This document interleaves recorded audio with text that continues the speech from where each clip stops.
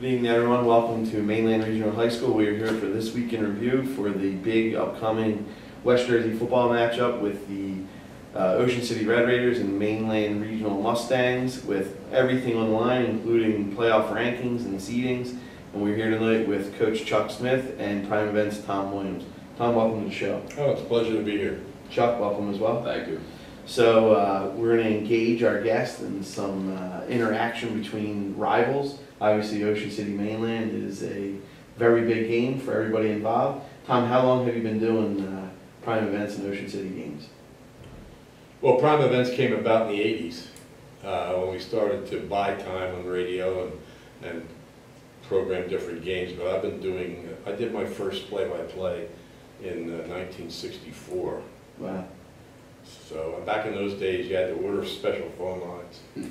You know, three-pronged, it was a mess. And if something went wrong, there was no cell phones, no communication with the station. They'd call the policeman that was at the game, and he'd come up to the press box and say, "Hey, you're not on the air." It's a little better now, with the cell phones and the technology. But yeah, Mainland Ocean City's a big deal, whether it's something on the line or not. I mean, and just look at the other sports. You know, the girls and boys basketball last year, the boys cross country, and the girls soccer this year. So it's fitting that it comes down to Mainland wins, they win it all. And actually, Oakcrest, there could be a tie in there because the West Jersey Football League doesn't use head-to-head as a tiebreaker. So it's possible you could end up tied with Oakcrest, or Ocean City could end up tied. It could be a three-way tie, but it's still a really big game. And as you said, Bill, it has something to do with the seedings in Group 4. Absolutely. So if you can, you engaged in how important it is for both schools. Speak about your experience and the history between the two schools and how it's coming to fruition now with just the ability of the kids and the excitement of the programs. Because Mainland's been down, right, and now they're back, and it's created, I think, a vibe. I mean, literally, as soon as the game was over last week, we're on a group text. We got a text saying it's Ocean City week, right? So obviously, everybody's all in on this game. From an Ocean City perspective, can you tell us what it means to them? Well, I think it's the same way. I think that they may have taken them a little bit longer to text each other because they were reacting to that overtime loss. But yep. You know, it means a lot to Ocean City. It's also interesting because the two coaches used to be teammates for 1 year. You were a senior, he was a freshman. Yep. And Kevin Smith actually had a very good game against Ocean City in his senior year, scored a couple touchdowns, I think. So there's, I mean, after all, until 1961, people from Summers Point and Linwood came to Ocean City. So Mainland's kind of a growth out of Ocean City and Pleasantville, and the rivalry, especially with Ocean City, is maintained over 50 years. I did not know that. That's pretty neat. I did not know that at all. Yeah, That's like back when you were in high school. Summers Point freshmen actually went to Jordan Road because it was through 9th grade, and then they would come to Ocean City as sophomores. But Linwood students came to Ocean City as freshmen, and Northfield went to Pleasantville. I'd like to, bring Tom. Tom's a historian of Ocean City sports. He's got 3 books, one from the 70s, the 80s, 60s, 70s, 80s, and now one coming up from the 90s, so you can go buy that. Where can you buy that? Tell us where you can buy that. Well, there's a bookstore in Ocean City on Asbury Avenue called Sunrose, and it's also on Amazon.com. Awesome. So, and it's kind of neat to bring Tom on because he would speak about, who better than Tom to speak about history, and it's kind of neat that he knows all this stuff. It's kind of why we brought him on here. And just talking about the history of the 2 programs, I only know back from when I was there, and some of the, that was a super battle because the 2 of us were very good programs at that time, really strong throughout the entire state. And I feel like it's kind of coming right back to that again. It's been like cyclical, and we're right back to the same exact. I think it's always been a big rivalry, like Tom said, and then for a period of time, Ocean City kind of went to the smaller division of the Cape Atlantic League. We were in the bigger one when I was playing, and we didn't really play each other until my senior year, I think it was. We played each other. Matt Jamison, who's the principal now, is a senior also, the principal of Ocean City now. And then we kind of didn't play each other again for a little while there, and then all of a sudden in the 90s, we came back up, and I believe, that 95 game was like unbelievable, the 2 games we played, because Ocean City came into that first game, I think they ranked 3rd in the state, I believe, at that time. We were like maybe 2-0 or 3-0 at the time, and we pulled a big upset over there. They went up, I think, 14-0. They scored a 3rd touchdown that got called back, thank God. And we came back and won that game. And then we both had great seasons that year, and then we wound up meeting in the quarterfinals or whatever it was for the winner going to the South Jersey Group 3. And we were able to pull the upset again. And many times in the 90s and the early 2000s, the division championship, South Jersey championship was decided on that game. Wow. Because not only did we meet during the regular season, but more often than not, we played each other in the playoffs or the South Jersey championship, and they pulled a big upset on us up at Rutgers in '99 when we were undefeated.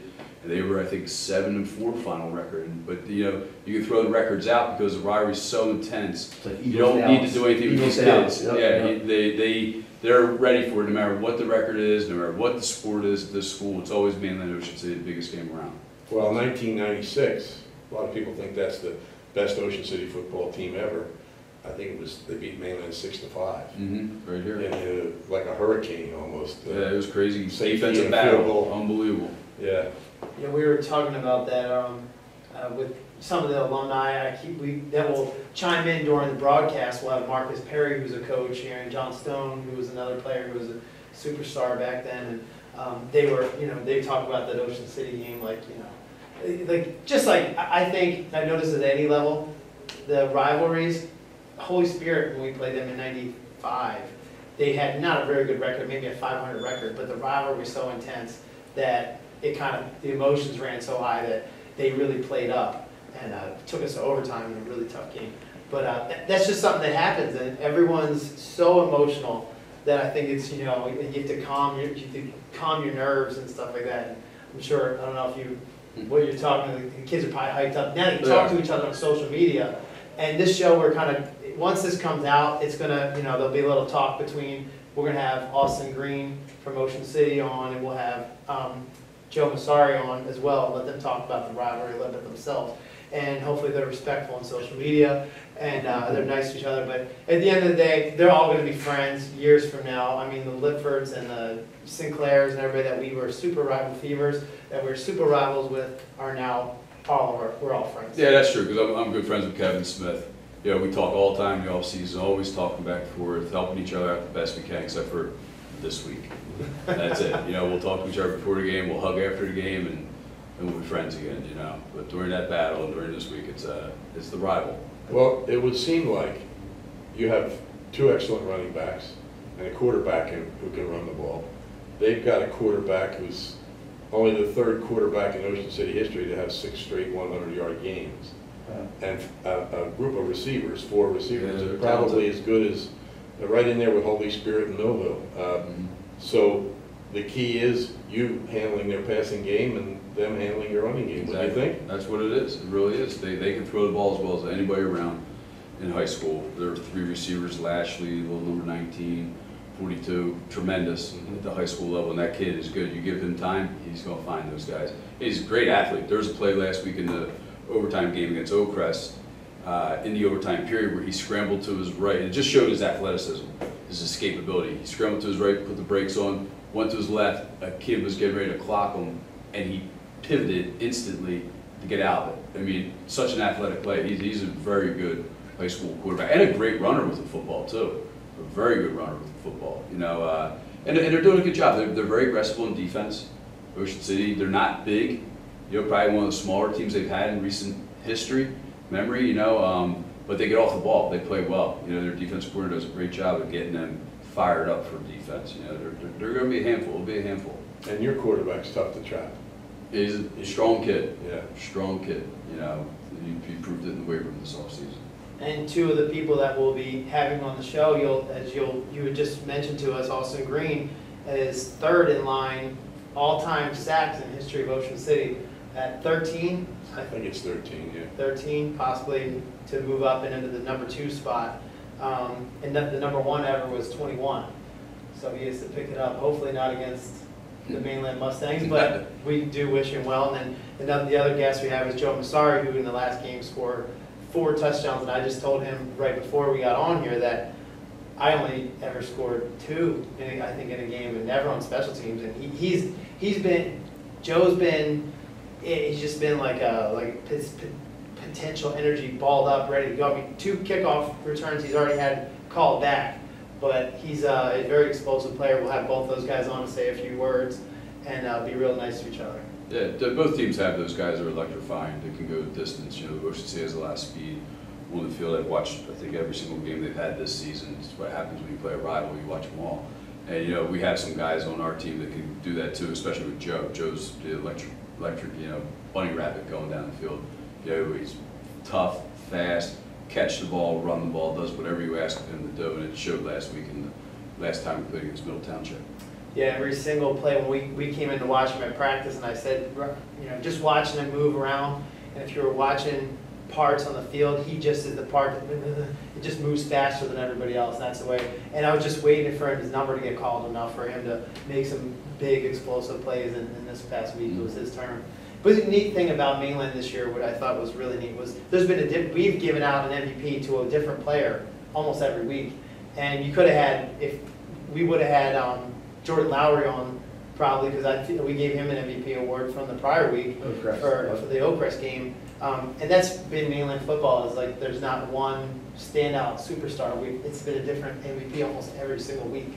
So hopefully the team's been gelling and been able to, and I asked Joe that right after the game, Joe Massari, I asked him, what'd you think about that it's been a new MVP every single week, and he was very modest, and he said, that's how we are, that's what we're doing. You know, we're not looking for any heroes, we just want to kind of all do it together, whoever's turn it is, next man up mentality. So we'll see, it's going to be a great game, and Tom, it's been great having you. I appreciate you coming over here, making the trip over the bridge. You Ocean City guys don't like to come over the bridge that much, and we appreciate you coming. Tom is a tremendous resource. I mean, he's been my right-hand guy, you know, way back when we tried to start getting stats here at Mainland, the historian of the Cape Atlantic League right here. I would go to him, gave me stuff from all the way back in the 1960s.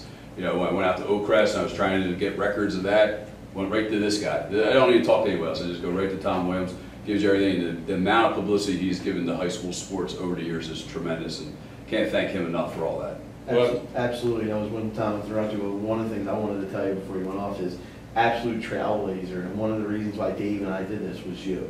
You set the tone, set the format, and I said to Dave, I said that guy has done it and done it really well. Why change it? We're just gonna do it for Mainland. So thank you. It's been a pleasure. It's been a pleasure to meet you today too and hear everything. And Chuck it nail on the head. Since I went to Holy Spirit, since I was in high school, every time I ever had a question about resources, I always looked at stuff that you had out online, especially since everything was on the internet. So thank you. I appreciate that. It's been fun, it's been interesting. And going back to Oakcrest, when are we gonna get him a new field? I'm not worried about that anymore. You gotta play there. I'm worried about this field now. You gotta play there every other year, right? Yeah. It is a bad field. I always thought Mainland had the muddiest field ever, and then that Oakcrest, just walking out there, and I had these shoes on, and I was up to my ankles, and about middle crown of the field, it was terrible. We knew there was gonna be no Joe Massari type of plays out there that day. It was all, you had to go straight forward, and that was it. And I'll tell you what, I think you could see the difference in the way Oakcrest played on the turf at Ocean City. Absolutely. Against the way they have to play at home. Yes, yeah, we said that going into it, that they'll be a tough team to handle on the turf because they're a fast, athletic football team, and that field's a detriment to their skill set that they have. It really is, and unfortunately for Ocean City, they saw that, And that Oakcrest game, we actually had now up to 3,700 views on that game. I don't know why that game stood out to every other game, but that one tripled or quadrupled most of the other game viewership. It's the geographical proximity of the teams, right? Everybody knows each other. Plus, it used to be a Thanksgiving game, and there's still that special feeling. Yep, Yeah. no doubt. Well, I no doubt about it, this game will have the most views in the history of Mainland football TV, which it was now set the bar at 3,600. I think it's going to be bigger than that, and I think the place is going to be packed. Yeah, it's always a packed game no matter what. Even the past couple of years when we've been down a little bit, it's packed. And like Tom alluded to earlier, this game means everything. It really does. It's playoff, seedings, conference championship. It's the real deal for both teams. I mean, we're both like 14 and 15 in the playoff seeding, conference championship. I mean, everything. This is like a forever thing. That's what I was telling the boys. This is forever. It's awesome. It's awesome. And we're going to be there Yep. and enjoying every minute of it. Oh yeah, and to all the alumni and everybody who watches, and it's been a lot of people that will call in from all over the country and bus chops or whatever, but they're so excited as well. I mean, I'm getting texts all week long. It feels like to me like when I played Raiders week, when I played for the Chiefs, it was Raiders week, but nothing felt more like exciting to me than the high school football. High school football there's nothing, even Raiders week in Kansas City, where everything's red and everything, they go crazy. It's nothing like a high school rivalry where it's the kid down the street that took your girlfriend to the prom, that, you know what I mean, that you can see on social media now, that you race them on the boardwalk and all those crazy things that you have with those cities. You play them in every other sport, and it's going to be a lot of fun, and we can't wait. Yep.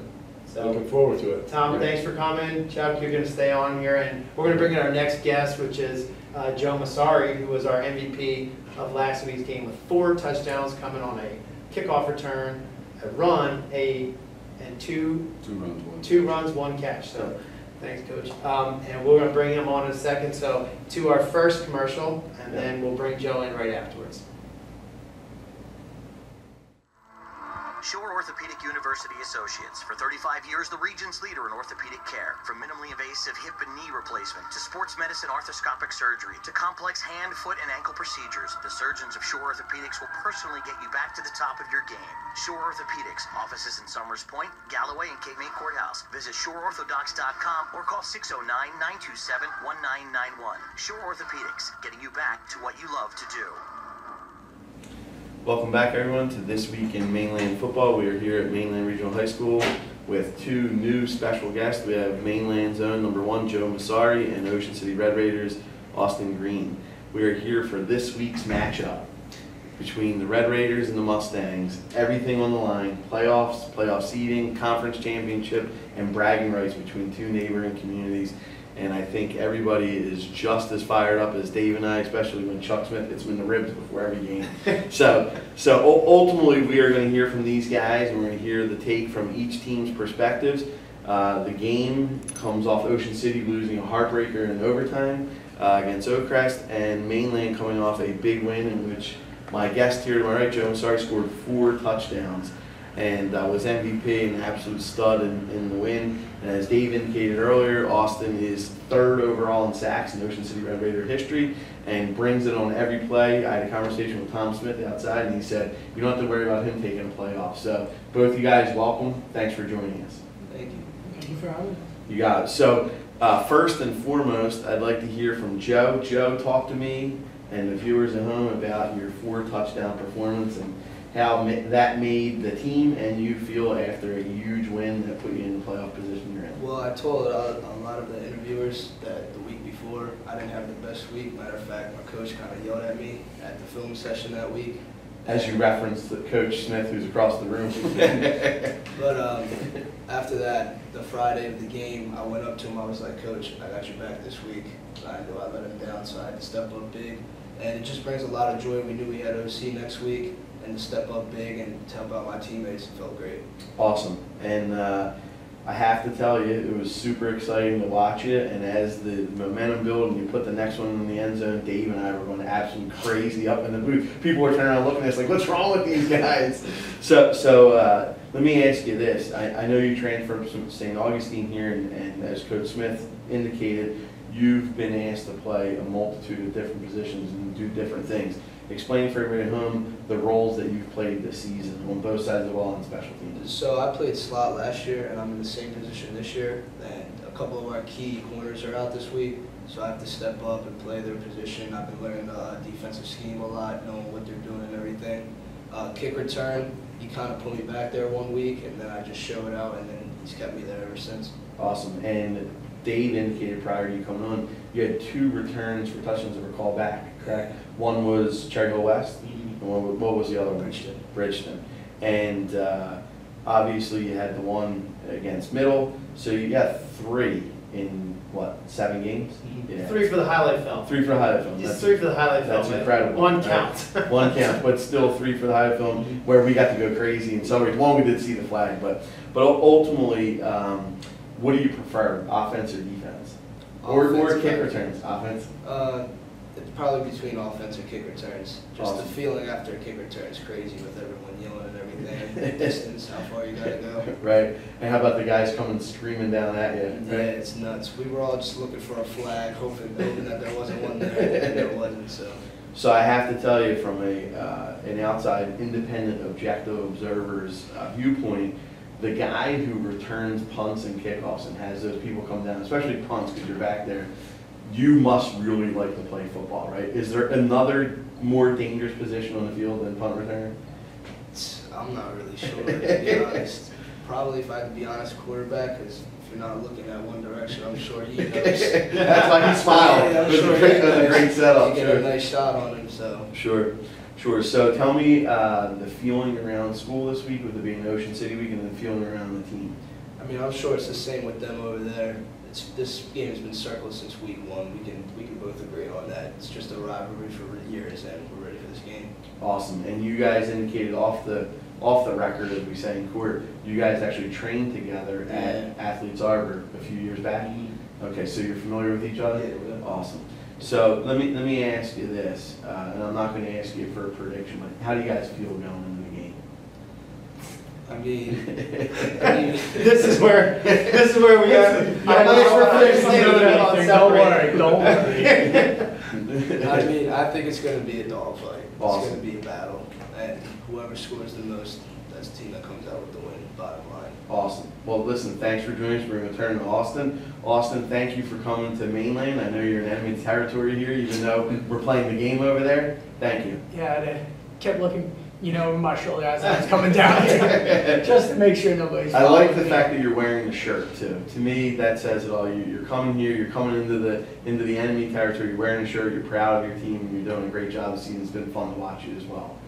So Dave indicated to me that you have a motor that never stops, and the film shows it. Talk to everybody about your training coming into the season that put you 3rd on the list in Ocean City history of sacks. Well, it's not much different besides what I do with Dave's speed and agility. It's just we're always constantly working, always pushing each other, work harder. It's basically everybody on the team in the summer, and we just push each other. That's all it really is. Awesome. Austin is one of the more intense human beings I've ever met. Not just when he's in the weight room, no one ever said, "Hey, is Austin Green here?" Like, every rep he's screaming at the end of every single rep. If he's lifting, it's just no one ever asked that question. But and it's no different on the field. I'm sure. I said you remind me a lot of Jared Allen, one of my teammates I played with, who was one of the NFL's all-time leaders in sacks. and play very similar to him, like a cowboy, has a lot of fun out there. So you know, doesn't make it nice when he gets a sack. You know that he got you, and lets everyone know it too. So the two of these guys, two of the most explosive, exciting players, and we're definitely going to call their names this Friday. No doubt. So Austin, explain to everybody watching home the feeling around the Ocean City Red Raiders and the high school in Ocean City as Mainland Week is here and the game's approaching. It's just amazing. Everybody's constantly asking, oh, what's going to happen? What's going to happen at the game? What's going to happen at the game? And you want to say something, but you really got to bite your tongue, because it's like he said before, it's going to be a straight dogfight. Awesome. So let me ask you this, and then we had Tom Williams on. Does the preparation change when it's a game this big? Does anything change? Because Tom indicated, right, we got playoff seeding, conference championship, obviously bragging rights, potential Group 3 playoff spots in the mix. Does the preparation change? Is it longer, more intense? You guys show up earlier, stay late, or is it exactly the same? You guys are doing everything the same as every other week? Almost the same. It's just we practice a lot harder.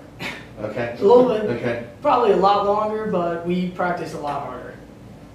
So overall, let me ask you this: leading into this week, right? Can you compare any game earlier in the season to the feeling going into this game? Is there anything like the Mainland game when the playoffs are on the line? Honestly, no. It's the rivalry. That's That's what we were looking for. That's what we were looking for.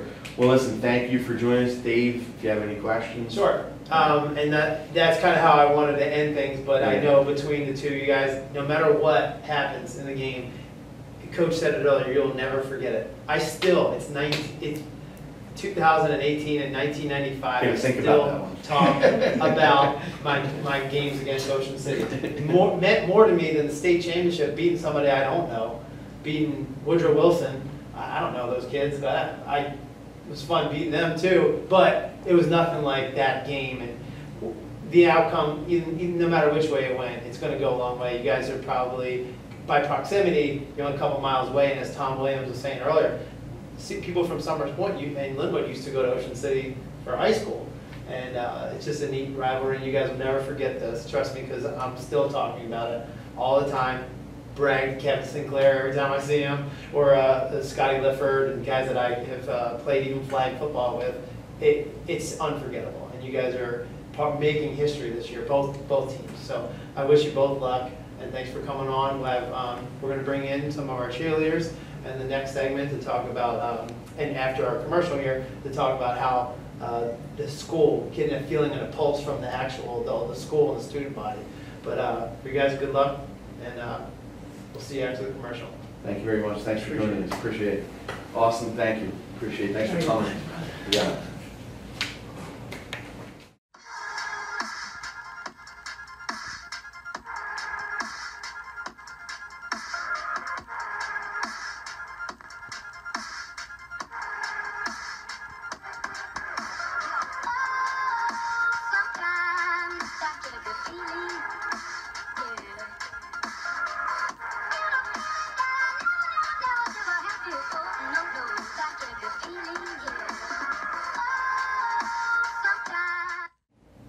Welcome back to This Week in Mainland Regional Football.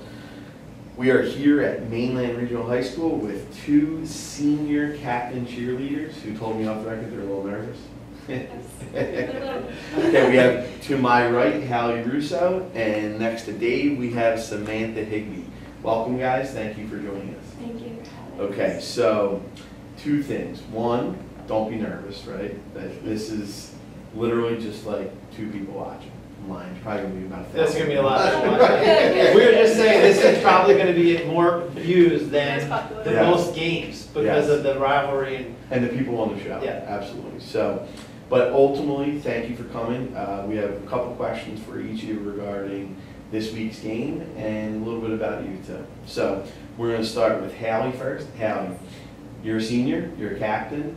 Have you been a cheerleader all 4 years? Yes, I have been a cheerleader all 4 years. Since Okay. I was 4 years old, actually. Awesome.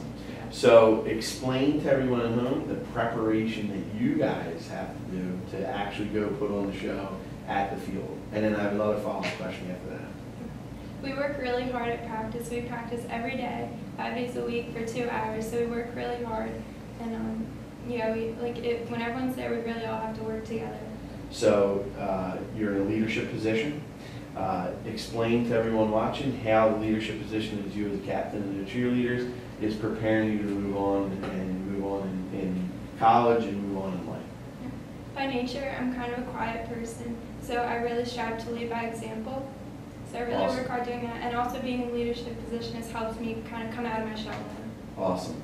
So speaking of coming out of your shell, we saw, Dave and I were announcing the game against Middle, and we saw the cheerleaders going off, the music being loud, and I saw the referee come out of his shell, and the guy come over, and you're yelling to turn off the music.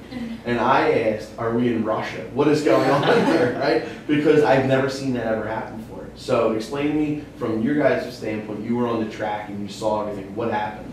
Yeah, we were just standing there doing a dance, and then we heard people yelling, "Turn off the music, turn off the music," and we weren't sure what was happening. We thought maybe someone was hurt, or yeah, that's never happened before. First time ever, right? Yes. Yeah, and what was amazing to me was I saw the one, I guess, official started yelling. I'm like, what is going on here? And there was no explanation, right? They just said turn off the music. Then they come over and say why the music had to be turned off. No, they never told us. Wow, how about that? We'll First ask time coach ever. afterwards, but I think that they figured that we were getting an unfair advantage by blasting music while they're on offense and they can't hear their signals. Honestly, it shouldn't really matter. You should be able to play as loud as you want, because the stadium, they're going to tell anybody to be quiet in anybody's stadium, so I don't think that will happen again. No doubt. So, final question for you is, how excited is the student body in the school about this week being in Ocean City and basically everything going on? You've been in the room, right? Playoff seeding, conference championship, plus Mainland, Ocean City, close in proximity, everybody knows each other, right? How's the feeling around school with the student body and everybody involved? Well, it's a huge game this week, and everyone's so excited. You're walking down the hallway and you hear people saying, like, "Oh, we can't wait for the Ocean City game," and I think it's supposed to be a whiteout. Like the whole bleachers are supposed to be in white, so it's really going to show Mainland come together, and everyone's Awesome. just so pumped. Awesome. Well, thank you for joining us. Appreciate it. You can hang out. And so we turn to Samantha Higby. Samantha, thank you for joining us as well. Have you been a cheerleader all 4 years here at Mainland as well? Awesome. And captain this year as well? Yes. Okay, speak to the leadership position you've taken as a captain and your relationship with your coaches. I think taking the leadership position with a team sometimes it can be challenging because it's your team and you want to be a part of them. And being a leader, it's an important role and it's hard at times, but it's a great experience. But our relationship with our coaches are amazing this year. We got new coaches this year. We had Unsworth for a little bit last year, but now we have Coach Jess, and it's just a great time. So it's my understanding they really demand professionalism and performance from you guys and get everything out of it. Is that accurate? Yes. Okay, can you describe, you indicate you guys practice for 2 hours, right? 5 days a week.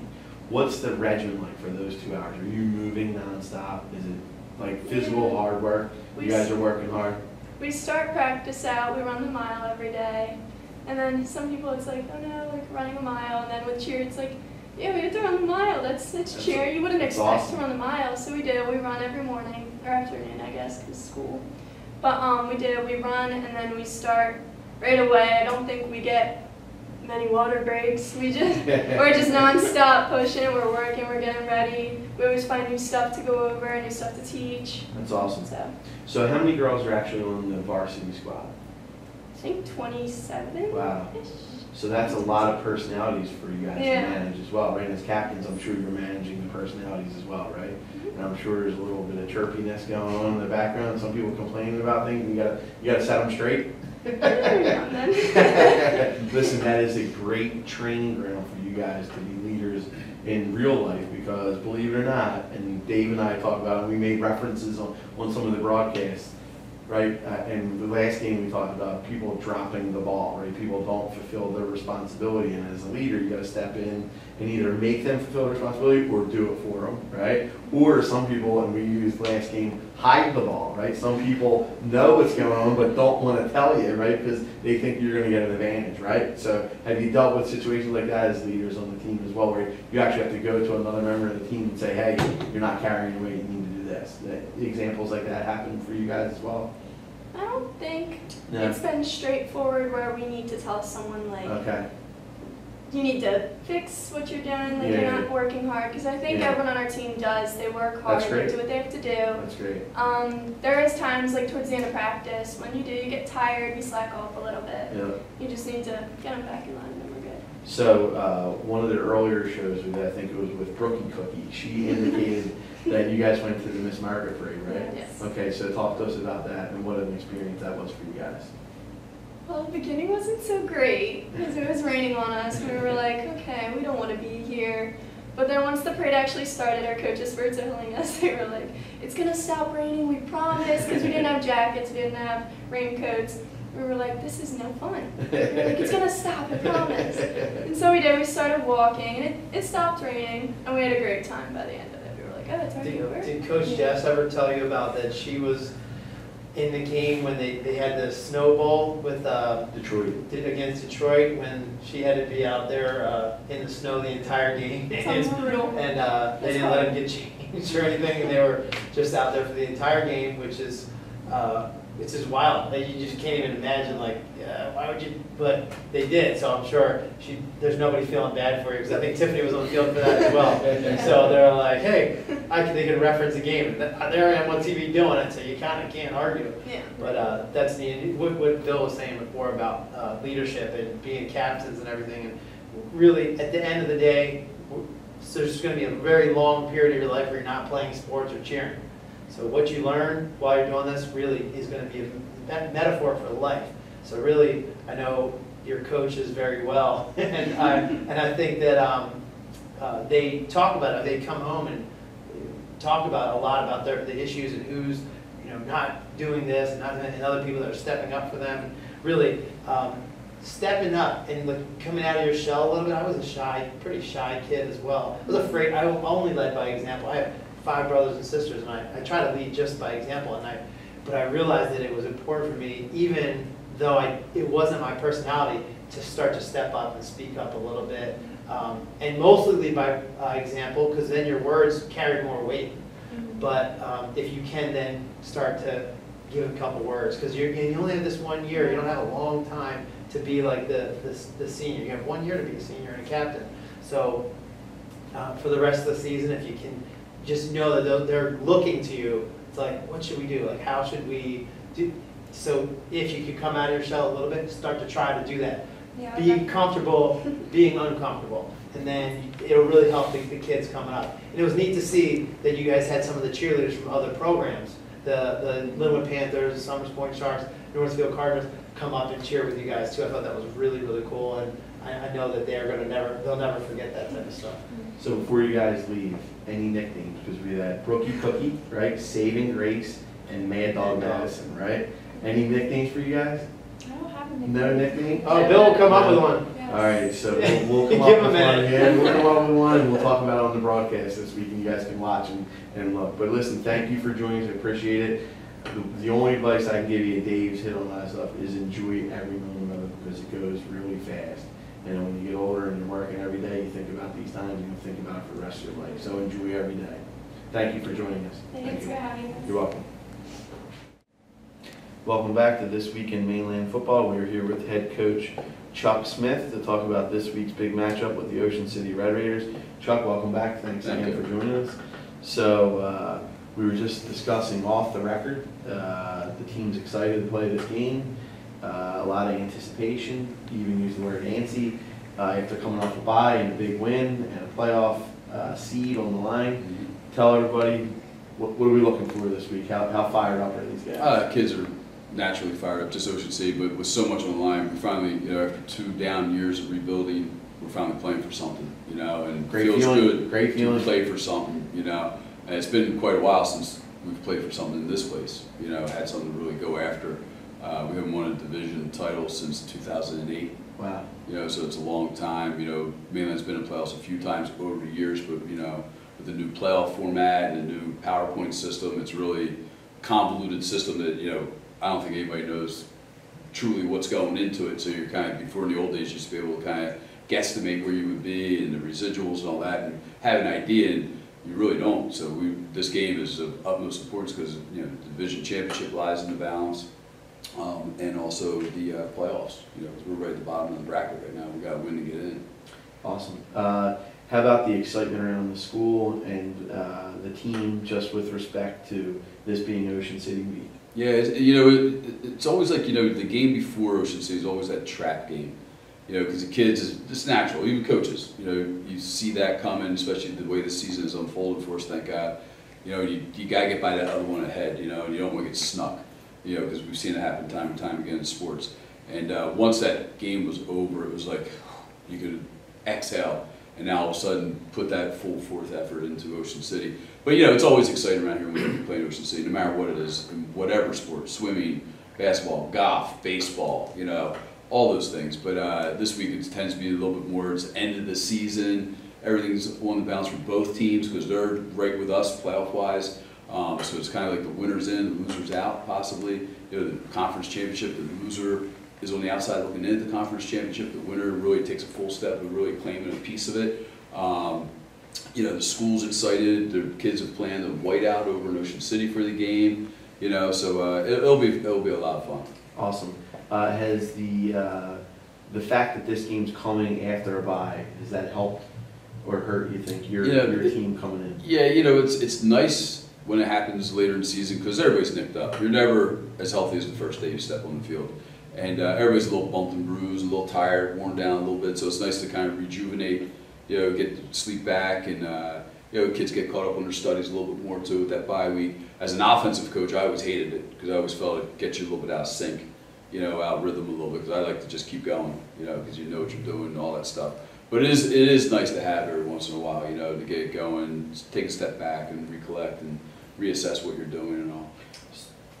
I was going to say, you know, we were talking about the different players and how many different players have stepped up every week and highlighted themselves. I think there's a testament to the team. There wasn't one savior player like you know, you have some teams that rally around one single player, and if he's out, the season's over. Well, we've had adversity with injuries and stuff like that, and someone has always stepped up and just taken the lead, whoever it needed to be. And it's been a different MVP almost every single week that we've handed out.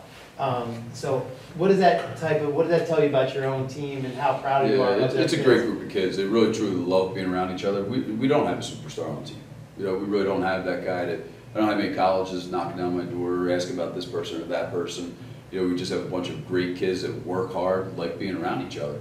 You know, it's a true meaning of a team. You know, like you said, you know, you could be a great team if you have those superstars, but once one of them leaves, then you see a lot of that happen. Teams just fall off the mat. And thank God we don't have that. Kids really, you know, when we've had to deal with little issues this year, on and off the field, you know, the kids have rallied around it. You know, it's kind of been like more of a thing to help build that camaraderie with the team because we've had to step up and cover each other's backs. Yeah, I watched this firsthand with a team like Rancocas Valley, who goes to the state championship last year. I did a bunch of their games last year, and they had a kid named Iverson Clement, unbelievable player. He's at the University of Florida. He's going to have a great career there. And you wonder if the team was really good if he wasn't in the mix. And then this year they lost him. I mean, he moved on, and then the team's kind of fallen apart. Where because the opposite, Mainland's gotten just better. We have people that have been hurt, and some key players have been hurt or out for the season, and we've got better every single week as a team. And I think that we're just coming into this rhythm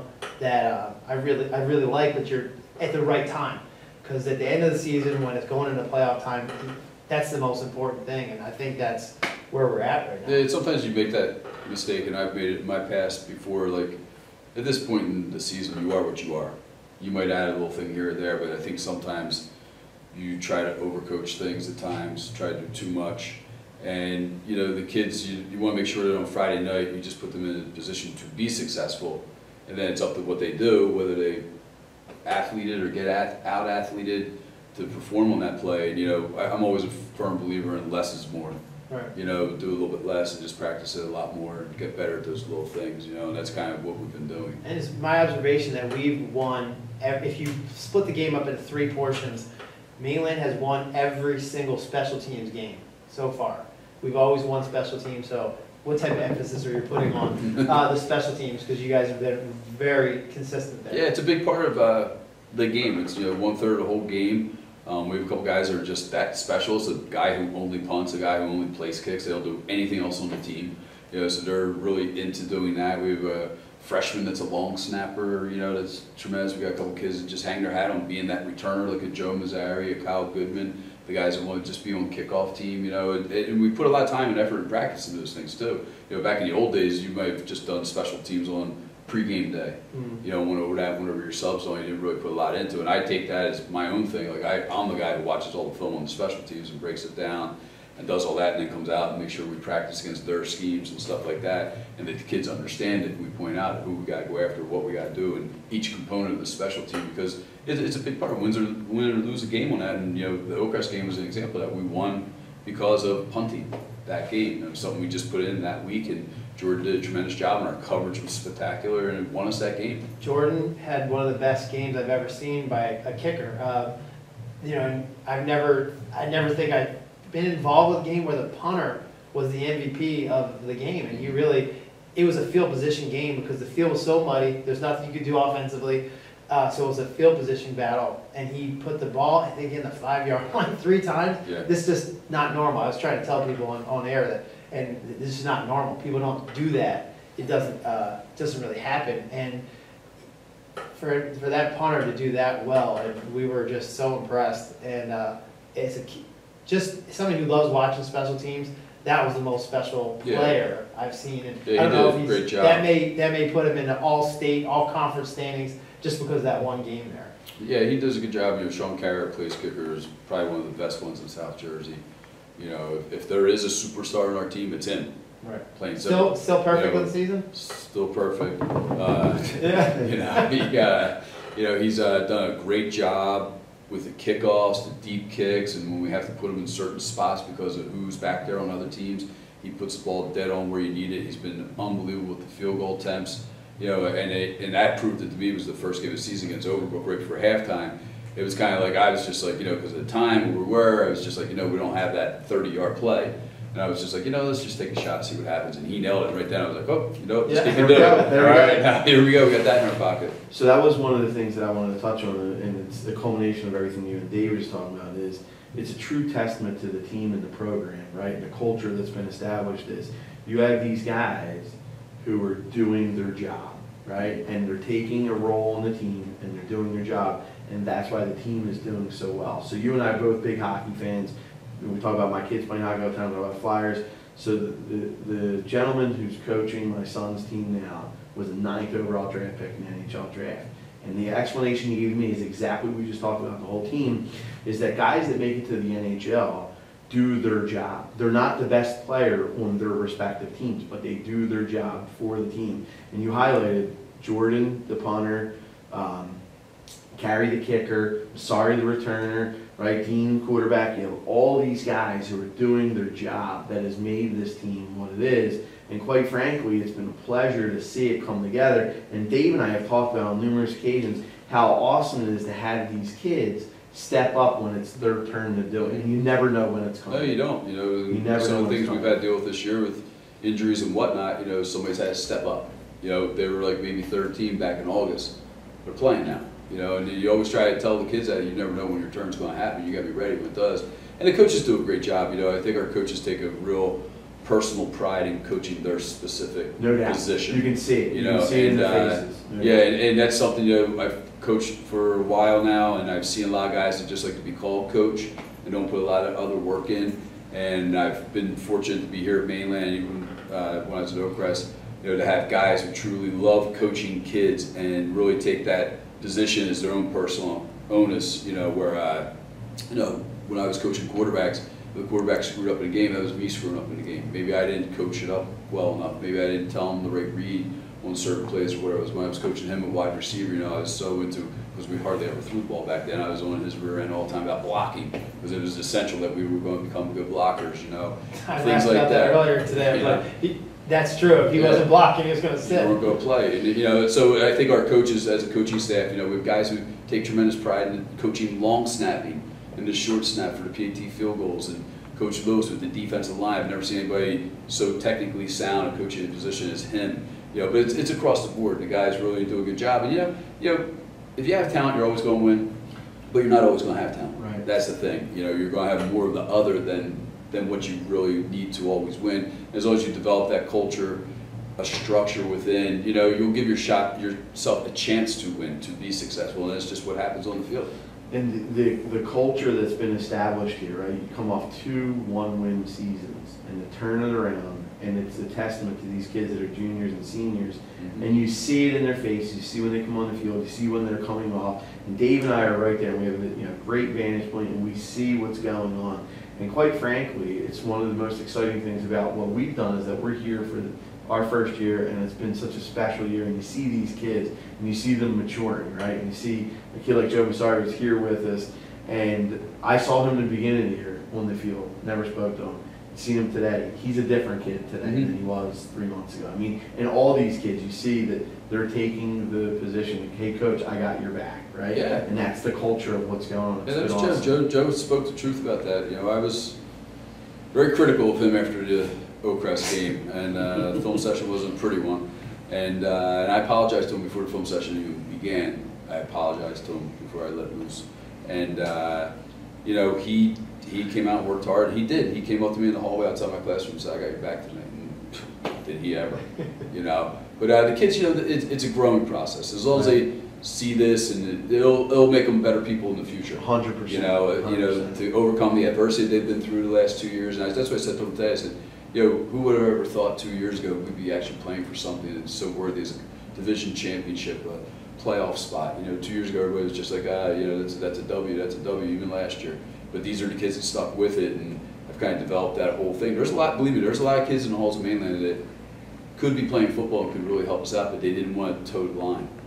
They would do what we do, and it was either, hey, be with us or you can be over there. Or and not. they chose to be over there. Yep. Exactly. And God bless them, more power to them, but we believe in what we're doing, and it's showing up this year. So listen, speaking of showing up, it's exactly one of the reasons why Dave and I have been motivated to continue on doing this during the season is we see the value of what these kids learn and the value of your program and the added value that what we've done has given it. And Dave and I talk all the time that we're not doing it for ourselves, we're not doing it for you, we're memorializing the season for these kids to have forever. And when they're 35 years old and they're in their basement, they're like, yo, come watch me run this stick that's back. it. It's there forever now. It's there forever. And, Yeah. and it's just incredible. We laugh about it all the time. But the value of that and the value of the program and the fun that we've had being involved, and it's just been an incredible experience. And it's the culture, but it's the culture that you established. Because if it didn't exist, right, if the way the kids were and the way the coaches were,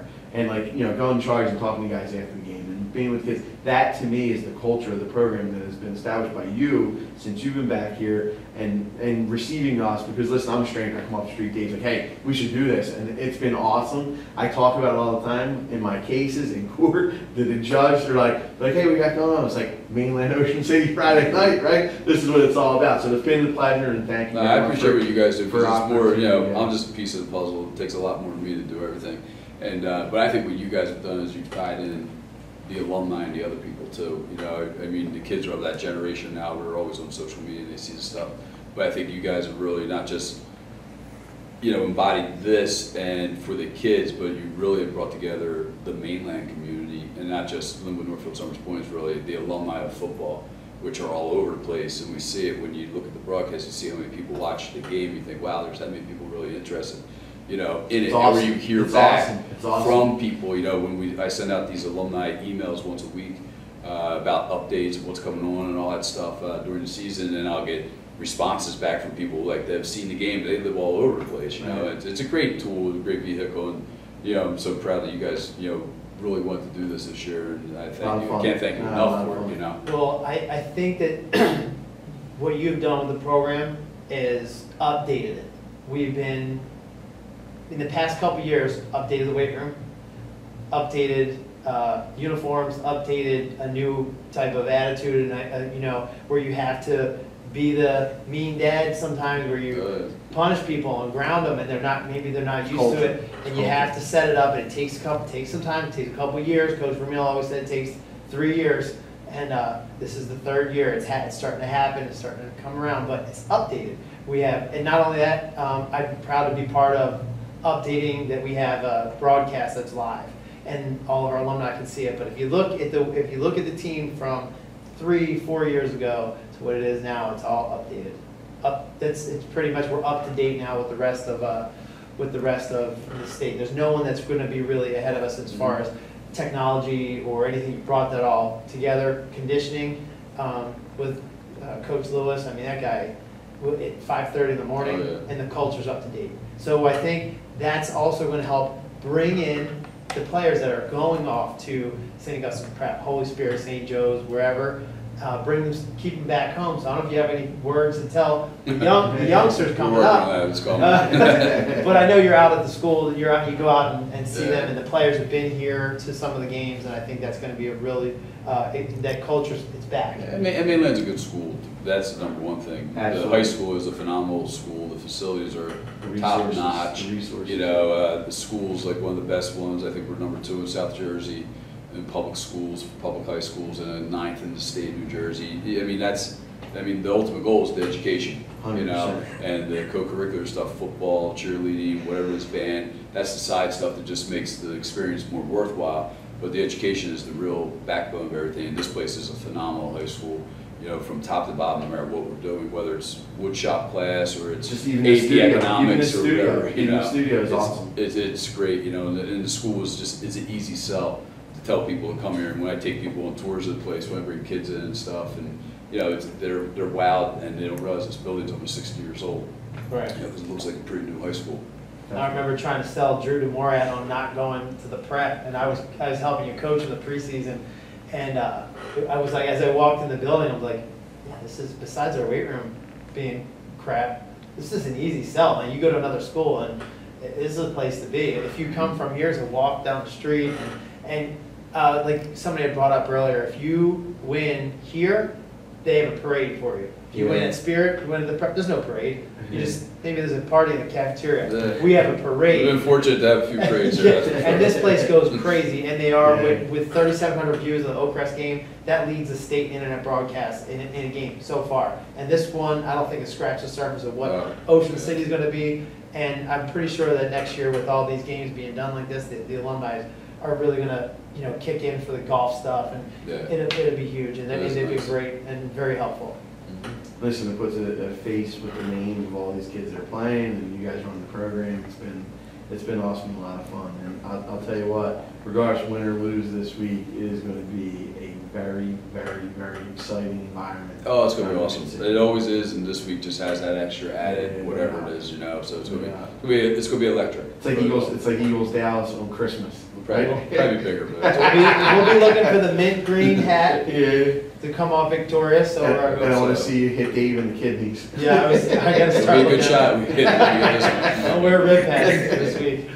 All right, it's great having you. So I just want to say thanks again for coming on. Good luck this week. Can't wait to play.